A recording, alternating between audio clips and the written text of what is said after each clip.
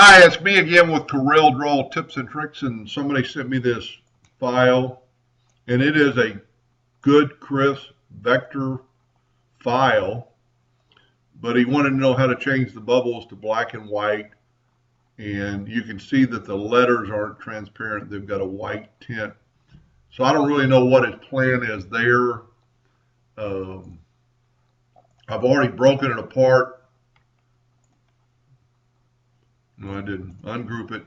So let's just do the easy one first. I'm going to left click on black. Made the text black. Now the bubbles are a little bit different. They are not lines. They are fill. So if you want that to be black, left click, go to the center fill, right click on the little nothing line or no fill. So no fill, click on the black. So I'm just left clicking. There's no right clicking on this one. Whoop. I'm left clicking and left clicking again. Now on this particular one, I don't know how you'd want the bubbles, since they're going to be black and white, how that's going to work with that black one. That black one is actually in front, or this next one's in front. So it's going to kind of look funny, possibly.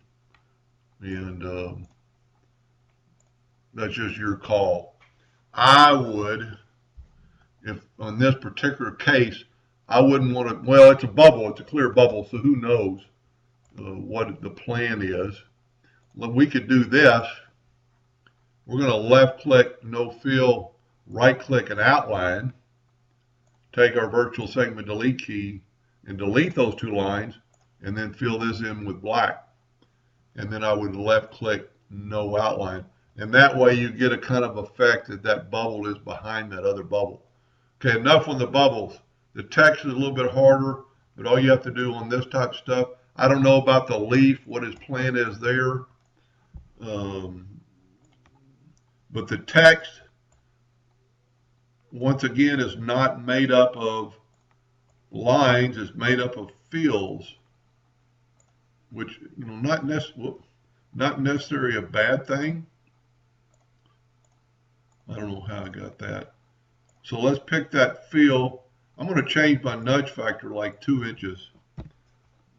And I'm going to click on that. I'm going to nudge it over. That way I can see that I just took rid of the white. We might not get rid of it. Let's right click that letter. So 1, we can see it, and 2, we might use it.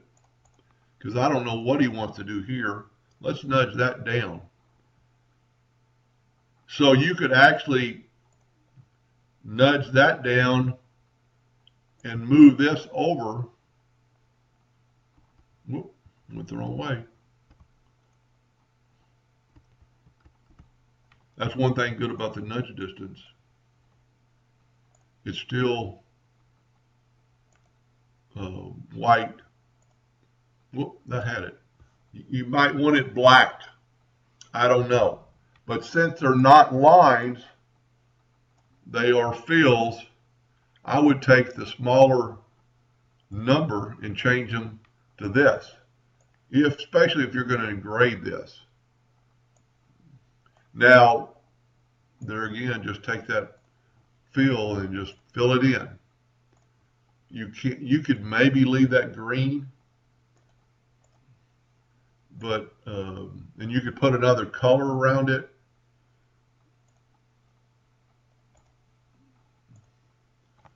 I think that looks pretty good. I moved that out of the way. Now the watermelon, sorry about that, is a little bit different. I don't know really how you'd want to do this, and I don't know what the plan is. If I was going to go to engrave this myself, I would do it just like I did so far.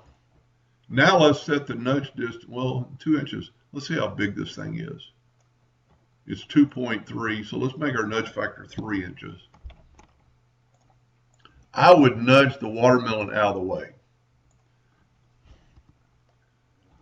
And you can see there, I would maybe make this all gray, and then I would take the parts of the watermelon, let's nudge them the other way,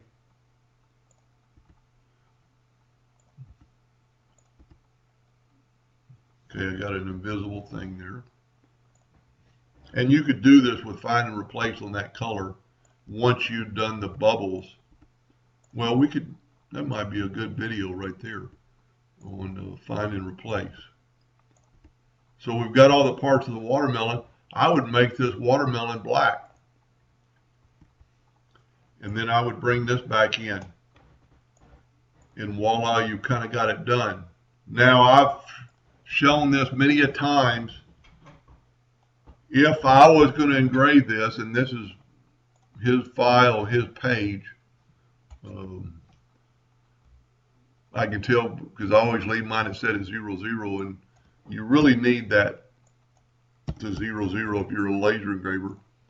But this is evidently the size of his page. So let's make our page 24 by 18, 24 by 12, somebody's laser. So if I was going to engrave this, and let's make it bigger. Let's say I was going to engrave this and I got all the bubbles done. And I'm going to grab, you know what, I can get rid of the yellow box. Select all this and put it to the top. Whoop, I stretched it. But anyway, let's say that's your design that you're going to engrave. I would take this gray and move it off the screen.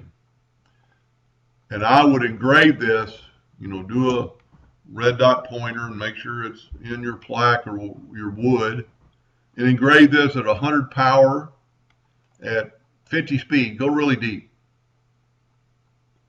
Then I would take all this up out of the way, move my watermelon right back to where it was. It'd be simpler to do it a bigger nudge factor so you make sure you were there, and which you could always double check, and we are. And then I would run this at 100 power and, you know, 100 speed. Have it go real fast. Just lightly engrave that watermelon. I mean, there's a way to color map this, but this way you've got a choice. If it's a little bit too light, you could run that again. I've done this many times, and it makes the plaque really come out. So I don't know what he wants to do with the numbers. I don't know what that stands for. I don't know if he wants a border around it, but that'll give him some ideas on how to correct those bubbles. Anyway, I hope that helped a little bit. Thank you for watching.